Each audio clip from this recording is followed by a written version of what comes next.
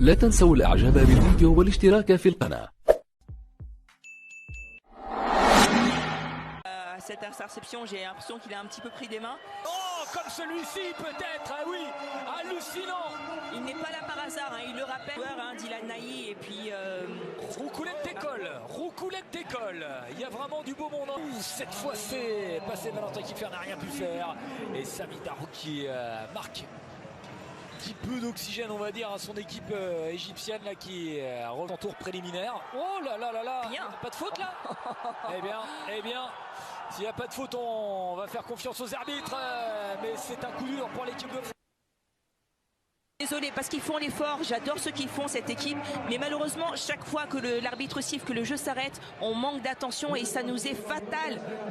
Trop attentif, c'est quoi? Et ils regardent l'arbitre, qu'est-ce qu'ils Ils ont font? un temps de latence toujours, oui je pense, hein, ils se préparent pas directement, pourtant ils font des choses super, ils arrêtent le ballon, mais il faut finir l'action, il faut faire l'effort de finir l'action, se concentrer, parce que c'est sur des situations vraiment très simples. Ah oui, ils se mettent en danger comme ça, en plus les Français ils se mettent en danger, alors il y a aussi la fatigue physique, ah, cette fois c'est l'arrêt, attention parce qu'il est chaud, ça fait 2 arrêts consécutifs et on pour voit pas le Tarali. pivot tout seul. Il est chaud le gardien égyptien, il est en train de nous faire mal, et les Égyptiens qui sont en train de revenir, et les Égyptiens qui vont revenir à égalité, 31 partout, c'est fait.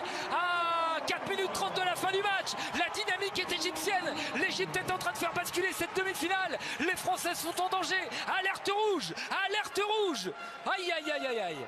Et oui, alerte rouge, hein, parce qu'on ne voit plus, on regarde plus devant nous, on voit le pivot, on voit Jonathan Mapou qui est tout seul, mais on force les tirs, on ne joue plus assez collectivement. Et il faut faire vivre plus le ballon, il faut rester sur cette bonne dynamique. 2 minutes.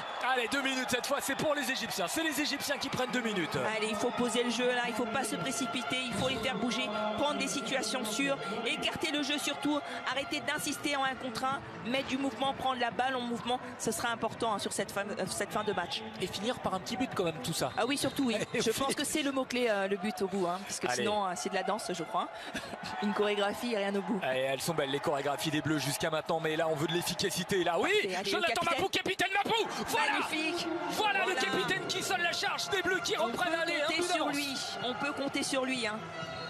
C'est un des leaders combat de cette équipe. Hein. Ah oui, joueur précieux vraiment, Jonathan Mapou, le joueur de Saint-Raphaël. Allez, il faut rester concentré. Alors on a fait il reste 3 minutes 30, hein. Il faut rester concentré là quand même. Je voudrais bien voir si... Non, les Égyptiens ne sortent pas le gardien, ils pourraient sortir le gardien. Si, ils ont sorti, le but est vide là. Ouais, but vide. Donc une perte de balle, ça nous ferait du bien. Ça nous ferait du bien. Une petite interception là de Dylan Nahi, un truc comme ça.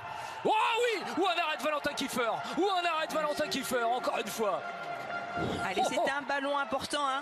Le prix de ce ballon est extraordinaire, donc il faut prendre le temps, construire l'attaque. On est en supériorité numérique, il faut bien étirer cette défense, les mettre sous tension, ne pas forcer les tirs et utiliser nos armes fortes. Hein. Là, notamment, moi je pense à nos ailiers hein, qui sont plutôt en forme, hein, et surtout notre capitaine à 6 mètres qui est parfait. Il faut creuser l'écart, Dylan Nahi. Oh qu'il est beau ce but, oh qu'il fait du bien. Allez, 2 buts d'avance pour l'équipe de France. Dylan Nahi qui s'est envolé. Et oui, il saute plus haut que les aigles de Carthage. Allez, encore 20 égyptienne. Bonne défense à quasiment. Il faut avancer, il ne faut pas rester dans les 9 mètres. Allez, c'est le problème. Oui, c'est sifflé et on va se retrouver. On prend les duels vraiment trop bas, hein, à 7 mètres. On prend le but à 2 minutes de la fin. C'est ce que je craignais hein, derrière, on s'est vite effacé, on n'est pas devant le bras, on est à 6 mètres, 6-7 mètres et derrière au niveau des impacts, nos gardiens étaient en difficulté hein, sur tous ces gestes là, on voit Valentin Kiefer qui est très bas sur sa ligne, hein, donc qui a un petit peu du boule, mais évidemment on peut avoir des prolongations dans cette demi-finale.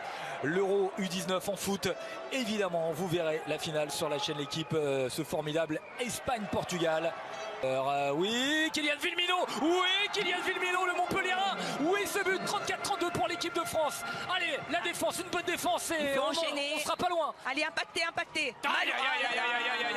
On a ce problème là. Et le temps mort demandé.